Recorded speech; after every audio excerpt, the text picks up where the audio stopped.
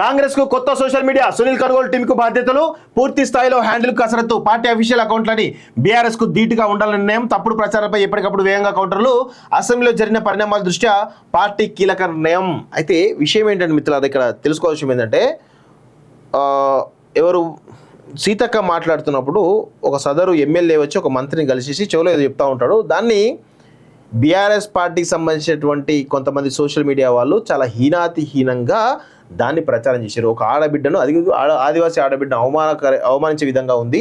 So దానిపైన చర్యలు తీసుకోవడానికి రేవంత్ రెడ్డి కూడా చాలా సీరియస్గా ఉన్నారు దాని మీద. సో ఇలాంటి దిగజారుడు కథనాలు చేయడంలో బీఆర్ఎస్ పార్టీ ఆరితేరింది. అందుకే ప్రతిదాన్ని కూడా వివాదం చేసే ప్రయత్నం చేస్తూ ఉన్నారు, ప్రజల్లో వైషమ్యం రెచ్చగొట్టే ప్రయత్నం చేస్తూ ఉన్నారు. అందుకే బీఆర్ఎస్ పార్టీని తెలంగాణలో బొందబెట్టాలని చెప్పేసి ఎందుకు పిలిపిస్తామంటే థర్డ్ గ్రేడ్ లోఫర్ కంటెంట్ మొత్తం కూడా ప్రజల్లో తీసుకుపోయే ప్రయత్నం చేస్తూ ఉన్నారు. సో సోషల్ మీడియా మీద యూట్యూబ్ ఛానల్ మీద కోట్లాది రూపాయలు ఖర్చు పెట్టేసి కేవలం రేవంత్ తిట్టడానికి, కాంగ్రెస్ నాయకులు తిట్టడానికి, కాంగ్రెస్ ప్రభుత్వం తిట్టడానికే ఈ ప్రయత్నం చేస్తున్న విషయాన్ని మనం గమనించాలి. ఇది ఏదో కాంగ్రెస్ సపోర్ట్గా మాట్లాడుతున్నట్టు కాదు, బీఆర్ఎస్ వాళ్ళు చేస్తున్నటువంటి నీచమైనటువంటి థర్డ్ గ్రేడ్ పనుల గురించే మాట్లాడుతున్నా. అది కూడా కేటీఆర్ అనేటువంటి సోయిలేని దద్దమ్మ ఇను నువ్వు అనవసరంగా ఈ ఇష్టం వచ్చినట్టు చేస్తే నీ బండారం మొత్తం నీ బట్టలిప్పి ఇది అమరుల స్తూపం ముందు కూర్చుని పెడతాం బిడ్డ, గుర్తుపెట్టుకో. బట్టలిప్పి అసెంబ్లీ ముందు కూర్చుని పెడతాం. ఏమనుకున్నావు? తెలంగాణ హెల్దీ రాజకీయాలు హెల్దీగా ఉండేచే ప్రయత్నం చేయి. నీచంగా దిగజారితే కనుక నిన్ను ఇక వద్దుగా అన్ని విషయాలు చెప్తే ముఖం ఏడ కూడా పెట్టుకుంటూ అర్థం కాదు. మొత్తానికి అయితే దాన్ని కౌంటర్ చేయడానికి వీళ్ళు కొంత సోషల్ మీడియా స్ట్రాంగ్ చేసే ప్రయత్నం. వాళ్ళు కూడా వీక్ అయిపోయారు. ఇది ప్రభుత్వం వచ్చిన తర్వాత 8 నెలల్లో అమ్మాయి అధికారులకు వచ్చి రిలాక్స్ అవుతూ ఉన్నారు. ఇప్పుడు తేరుకున్నారు. ఇప్పుడు ఏరుకో కొంచెం ముందు పోతున్నట్టు తెలుస్తా ఉంది. ఈ సోయి నాకు ఒకటే బాధన్న, ఈ సోయి బీజేపీలో ఎందుకు వస్తలేదు?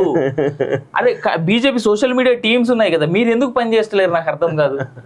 బీజేపీ నాయకులు లేరా? సరే కిషన్ రెడ్డి సైలెంట్గా ఉన్నాడు, కిషన్ రెడ్డికి శాతం అయితే లేదు. మీరంతా ఏం చేస్తా ఉన్నారు లోకల్ వాళ్ళు?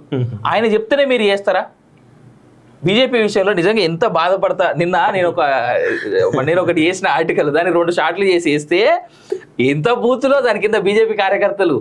కన్స్ట్రక్టివ్ క్రిటిసిజం అనేటువంటిది ఒకటి ఉంటుంది జర్నలిజంలో, అది అర్థం చేసుకోవాలా మీరు.